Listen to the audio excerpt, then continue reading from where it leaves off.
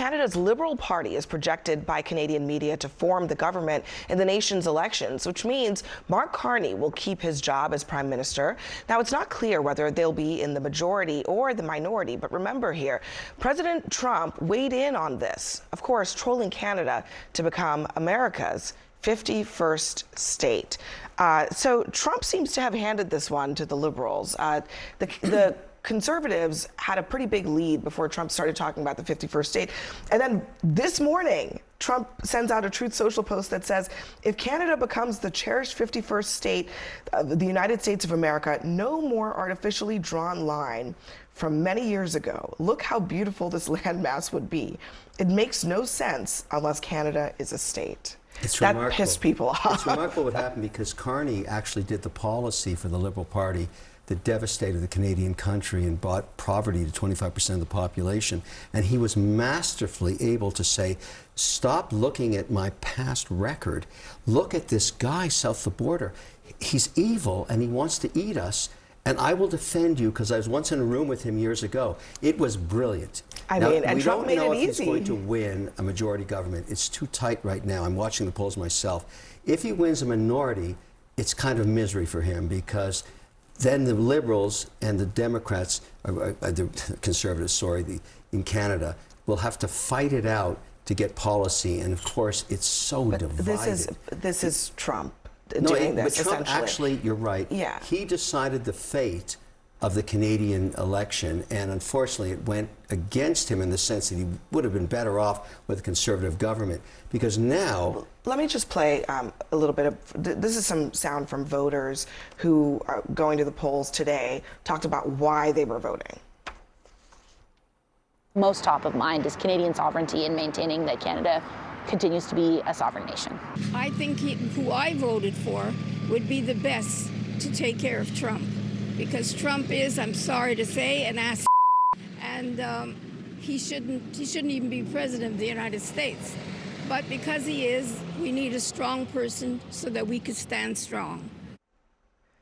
I mean, I think the people are always asking, is he joking? Is he serious? He keeps talking about it, and he talks about it incredibly seriously, Anna. Well, I mean, whether he's serious or he's joking is frankly not the point, because what he has effectively achieved is to antagonize ally after ally, right? He is a domestic factor in politics in Mexico, in Panama, in Canada. All of these were our friends and our allies, and he is the deciding factor in some of these elections and what happens there.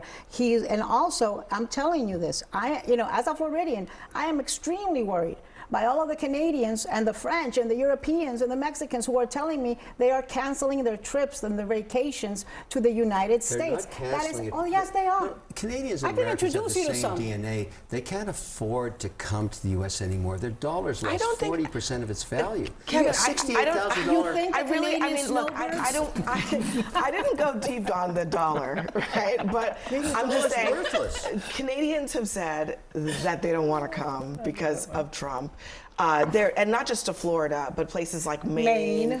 Right across the border. I mean, look, you can make an argument about the dollar, but I think it's really about the politics. There's something very ironic about them talking about sovereignty, because of course Justin Trudeau suspended all civil liberties in Canada over the Freedom Convoy by invoking the Emergencies Act. He imprisoned political prisoners. 2 of them are still in prison, Tony Oleanic and Chris Carbert.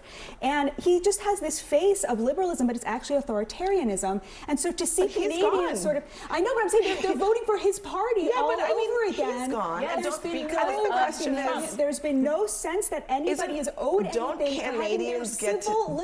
Canadians get to decide who runs their country? They have made a decision, but you're right. Trudeau was the idiot king, and Carney was able to get the stink off his suit from that because he gave all the policy, including a bill called C-69, which stopped capital coming to Canada. Ashley, go ahead. No, I yield to my I mean, it's Canada nice. They got the Canadians to start cursing, right? I mean, remember Trump said we're going to get respected around the world again, but now we're hated. I mean, you got Canadians boycotting Florida. You should see the things they say about him in Spanish in Panama and Mexico. I mean, I think, fine, sure, everything you said. And Donald Trump said that he was going to make Canada the 51st state. And come to find out, people don't actually like to be spoken about like that. They actually like to be treated with some respect. And so he activated a base of his party. I think this is actually interesting, though, when you look at it on the global setting.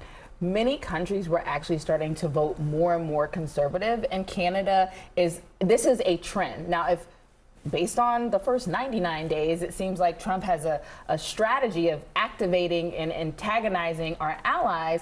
And as future national elections come up with different countries where they were starting to lean more conservative, I'm interested to see if it activates another part of across the globe to start pushing back on actual authoritarianism, not what Justin Trudeau was doing. Yeah, that Liberal Party was about to get crushed in those elections Yes. before Trump started talking about the 51st state. So the Liberals should owe Donald Trump a gift basket. He's the one who got them elected. Either way, if they had become part of America, it would have been yet another liberal state. I don't know if Donald Trump would have liked that very much.